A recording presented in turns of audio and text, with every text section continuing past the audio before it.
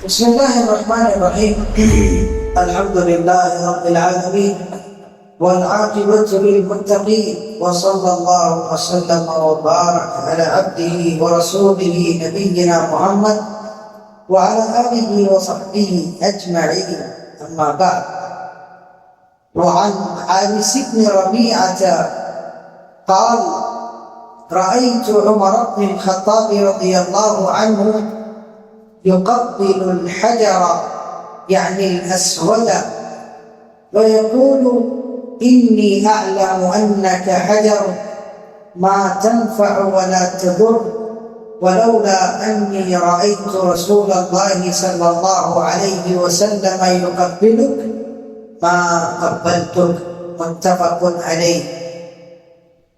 حضرت عابس ابن ربیعہ رحمہ اللہ کہتے ہیں کہ میں نے عمر ابن خطاب رضی اللہ عنہ وارضاہ کو حجر اسود کا بوسہ لیتے ہوئے دیکھا، اس حال میں کہ حضرت عمر رضی اللہ عنہ کہہ رہے تھے: اے پتھر، مجھے معلوم ہے کہ تو صرف ایک پتھر ہے، تو نفع اور نقصان کا مالک نہیں ہے. اگر میں اللہ کے نبی صلی اللہ علیہ وسلم کو تجھے بوسہ دیتے ہوئے نہ دیکھتا تو میں تجھے کبھی بوسہ نہ دیتا. یہ بخاری اور مسلم کی روایت ہے.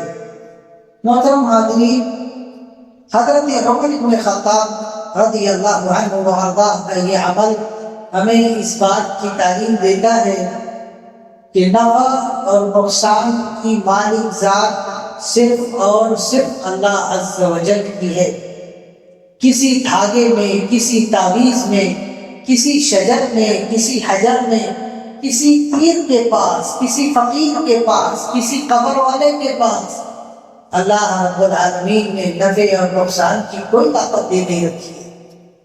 اللہ نے اپنے کلام کے اندر جناب رسول اللہ صلی اللہ علیہ وسلم سے فرمایا کہ آپ کہتے ہیں: قل انی لا املک لکم ضرا ولا رشدا، قل انی لن یجیرنی من اللہ احد.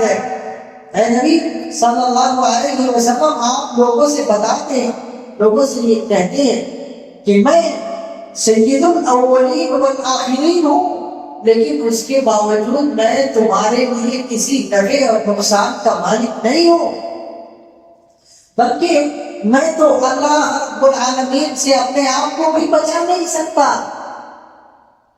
قرآن کریم میں اللہ رب العالمین نے نفع اور نقصان کا مالک اپنے آپ کو بتایا اور فرمایا: وَإِن يَمْسَسْكَ اللَّهُ بِضُرٍّ فَلَا كَاشِفَ لَهُ إِلَّا هُوَ وَإِن يُرِدْكَ بِخَيْرٍ فَلَا رَادَّ لِفَضْلِهِ. اگر اللہ تمہیں کسی مصیبت میں گرفتار کرنا چاہے تو کون ہے جو اللہ کی اس مصیبت کو ٹال دے گا؟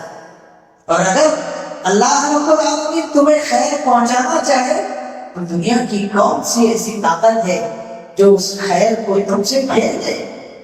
اللہ کے نبی صلی اللہ علیہ وسلم ایک دن سواری پر حضرت عبداللہ بن عباس رضی اللہ عنہ کو یہ نصیحت کر رہے تھے، ان سے کہہ رہے تھے: اعلم ان ما اصابك لم يكن ليخطئك وما اخطأك لم يكن ليصيبك واعلم ان الامة لم اجتمعت على ان ينفعوك بشيء لم ينفعوك الا بشيء قد كتبه الله لك واعلم ان الامة لم اجتمعت على ان يضروك بشيء لم يضروك بشيء إلا قد كتبه الله عليك رفعت الأقلام وجفت الصحف. آپ صلی اللہ علیہ وسلم نے فرمایا کہ مومنوں اور مسلمانوں کا یہ عقیدہ ہونا چاہیے کہ دنیا میں جو چیز انہیں حاصل ہوئی، جو لاحق ہوئی، چاہے خیر میں سے ہو چاہے شر میں سے ہو، انہیں یہ یقین رکھنا چاہیے کہ وہ انہیں حاصل ہونے ہی والی تھی، اور جو چیز ان سے چھوٹ گئی، جو ان سے خطا کر گئی خیر کے کاموں میں سے یا برائی کے کاموں میں سے، انہیں یہ یقین رکھنا چاہیے کہ وہ ان تک پہنچنے والی تھی ہی نہیں. اگر پوری انسانیت مل کر تمہیں کچھ نقصان پہنچانا چاہے تو اتنا ہی پہنچا سکتی ہے جتنا اللہ نے لکھ دیا، اور پوری انسانیت مل کے تمہیں کچھ نفع پہنچانا چاہے تو اتنا ہی پہنچا سکتی ہے جتنا اللہ نے لکھ دیا۔ لہذا اللہ کے علاوہ کسی دھاگے میں، کسی پیر فقیر میں، کسی تعویذ میں، کسی قبر میں ہمیں نفع نقصان نہیں مانگنا چاہیے۔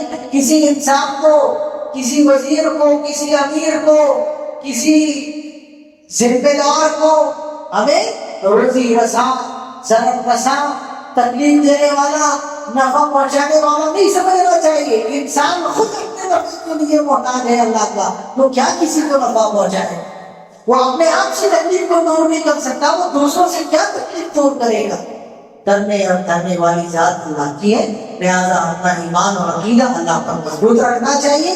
یہ جنوں کے چکر میں، جناتوں کے چکر میں، آصر کے چکر میں، شہر کے چکر میں، پلیتے کے چکر میں نہیں پڑنا چاہیے، اللہ پر ایمان کے عمل کرنا چاہیے۔ اللہ ہم سب کو ان توفیق عطا فرمائے، ہمارے گناہوں کو معاف فرمائے، آمین۔